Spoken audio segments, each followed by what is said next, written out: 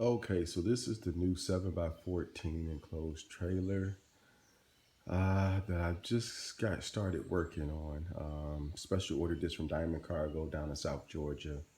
A general contractor that does a little of everything, commercial, residential, kind of top to bottom rental work. So this is my tool chest that I'm working on. I just came out of a 6x12 that I sold. And found it to be a little too small for what I needed. So I stepped up a little bit to the biggest thing I could actually fit inside my garage. So this is a 7x14 with another 2-foot V nose, pretty much making it with the inside reach of about 15 and a half feet, 15, 8 feet. Um, a pretty decent trailer. I mean, kind of most of them are the same to a certain extent until you get into some really good ones, the all aluminum ones or whatever. But so a couple of things that makes this unique about how I ordered this trailer. One thing that it's a 7 foot wide with wheels on the inside. That was a custom option that I went with. It's called Narrow Track, and that was to kind of give the trailer the same footprint as my 6 foot trailer because I felt as though it was really easy to kind of maneuver around with that one. The other main thing you'll see is this big old door in the side of the trailer. And the plan for this is actually to make that into a tool chest. So my plan is for all of my tools that I use 95% of the time to go on there.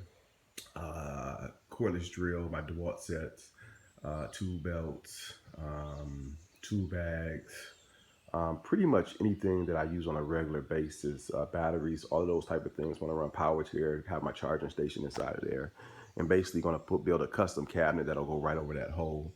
So when you open that up itself, it'll be a kind of an exterior tool chest.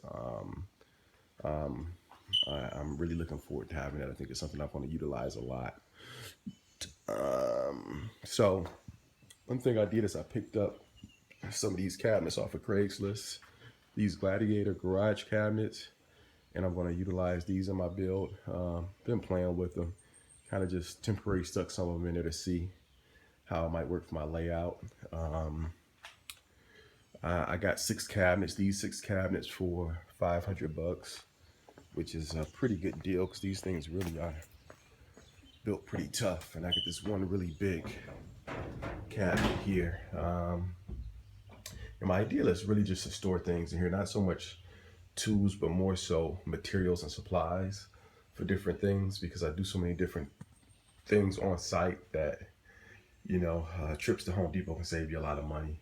So trying to get this thing equipped pretty good. I also do service calls for some big hedge funds that own a bunch of houses down here in Atlanta. So the only way to be profitable with those is to actually be prepared to fix whatever you came to fix kind of instantly. But anywho, this is the start of the build. Tell me what you think if you have some ideas. I also purchased this linoleum from Home Depot. This is some pre-cut stuff. Comes in 8x12 foot rolls, and it was $50. I think it's gonna work out well for what I'm trying to do. I'll be able to do the trailer and the wrap door with this. Not really for sure